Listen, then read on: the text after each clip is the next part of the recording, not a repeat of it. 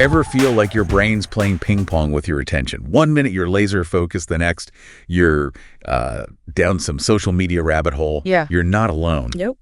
Today's deep dive tackles the science of attention control, and trust me, Yeah. this isn't your high school psych class recap. Yeah. We're dissecting a juicy 2024 research paper that's it's shaking things up in the world of cognitive science.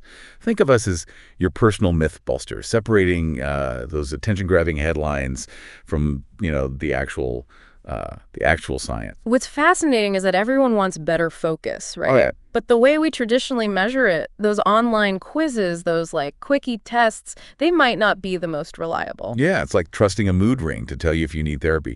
Turns out there's this thing called the reliability paradox. Oh, really? Yeah. Basically, imagine a ruler that keeps changing lengths. Okay. That's what's happening with some of these classic attention tests. They're not consistently measuring the same thing in everyone. Okay, so that explains why I aced that "How focused are you?" quiz after 3 espressos. Yeah.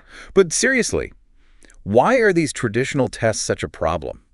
Well, think about the Stroop test, where you name the color of a word, not the word itself. Right. Classic example. Yep. Traditionally, they compare your speed on the easy part to the hard part, right? Right. That difference is supposed to be your attention control. But what if you're just naturally a fast thinker? It looks like you have great attention, but really, you're just quick at everything. So someone who's just wired to be speedy might score well, even if their focus is all over the place in real life.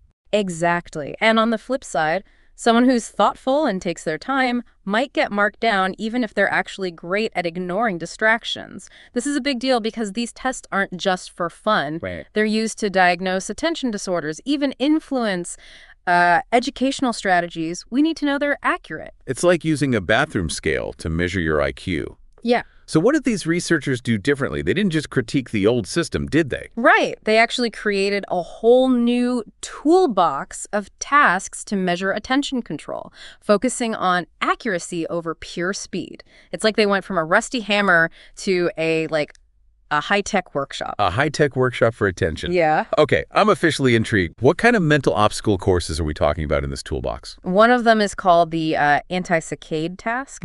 Imagine trying to fight every instinct to look at a sparkly, flashing distraction. Ooh. Can you resist? It's harder than it sounds. This one measures your ability to control your visual attention. It's like a look-away challenge for your eyeballs. I can already tell I'd fail miserably.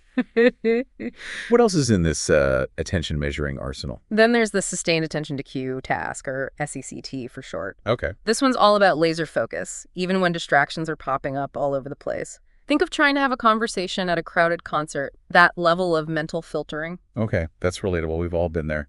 It sounds like a pretty valuable skill to master, especially these days. Absolutely. And then we have the color selective visual arrays task. Picture a rapid-fire slideshow of colors flashing before your eyes.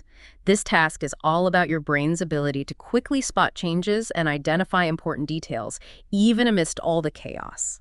So it's testing how much visual information you can process at once, like those spot the difference puzzles, but on overdrive. Exactly. And here's the cool part. They didn't just invent brand new tests. They also gave some of the classics, like the Stroop test we talked about, a much-needed upgrade. So they gave those old school tests a makeover. Did they add glitter and a killer soundtrack? Not quite, but think of it as a tune-up. They kept the core concepts of those tasks, but made them way more precise and personalized. They use something called adaptive deadlines. It's like having a personal trainer for your attention. The test adjusts the difficulty based on how you're doing, constantly challenging you at the sweet spot. Now that's what I call a brain workout. This personalized approach makes so much more sense than a one-size-fits-all test. Exactly. This toolbox approach allows researchers to assess different aspects of attention control with impressive accuracy, giving us a much clearer picture of what's really going on. And this leads to some incredibly interesting findings, particularly when they looked at how attention connects to other key cognitive abilities. Oh, I love when things start connecting like this. Lay it on me. How does attention relate to the rest of our brain power? Well, they found that strong attention control is deeply intertwined with both working memory and fluid intelligence. Okay, for those of us who haven't brushed up on our brain science lately, can you give us a quick rundown of those two? Absolutely. Think of working memory as your brain's mental sticky note. It's what allows you to hold on to information while you're using it, like remembering an address while listening for directions. It's that juggling act our brains are doing 24/7. What about fluid intelligence? Is that like the opposite of brain freeze? You could say that. Fluid intelligence is your ability to solve new problems and think on your feet without relying on past knowledge. It's what helps you adapt to new situations and learn new skills effectively. Okay, so we have attention, working memory, and fluid intelligence. What's the connection here? Are they best friends, arch nemesis? Think of them as a power trio. The research found that attention is the key that unlocks the potential of the other two. Imagine a triangle. Attention is at the top, feeding into both working memory and fluid intelligence at the base.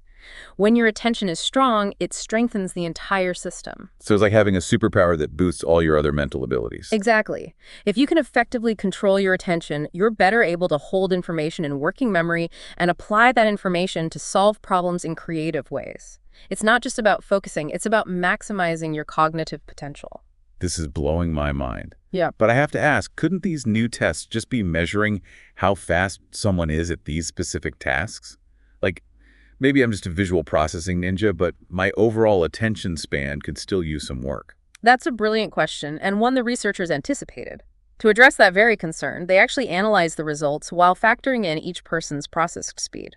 Okay, so they took speed out of the equation. What did they find? Even after accounting for how quickly someone processes information, attention control was still the star player. It was independently predicting how well people performed on tasks related to working memory and fluid intelligence. So even if you're not a speed demon, Right. having strong attention control can still supercharge your brain power. Yeah, That's really good news. absolutely.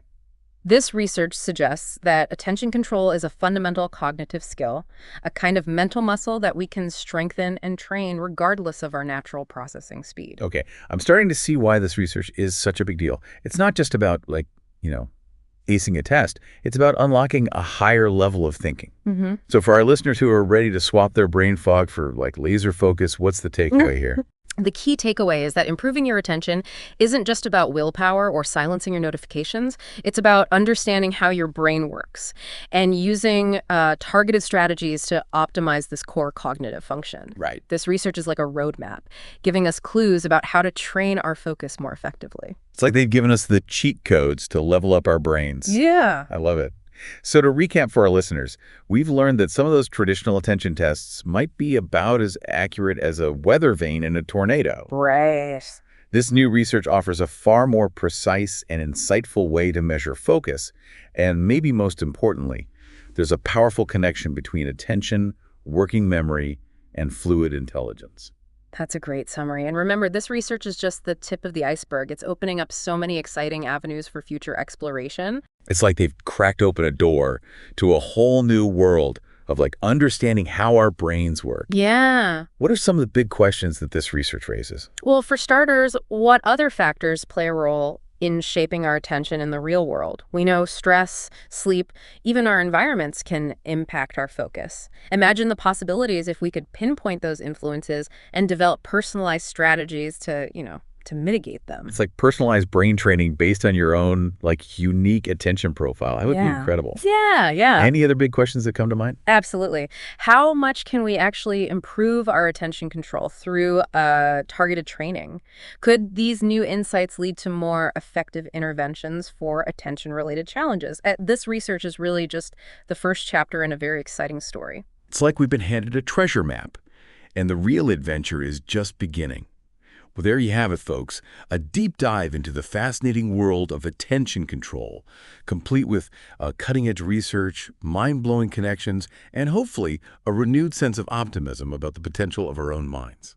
Remember, the power to focus isn't just about checking things off your to-do list. It's about unlocking a higher level of thinking, creativity, and problem-solving. So keep those brains engaged and keep exploring the fascinating world inside your own head. Until next time, happy diving.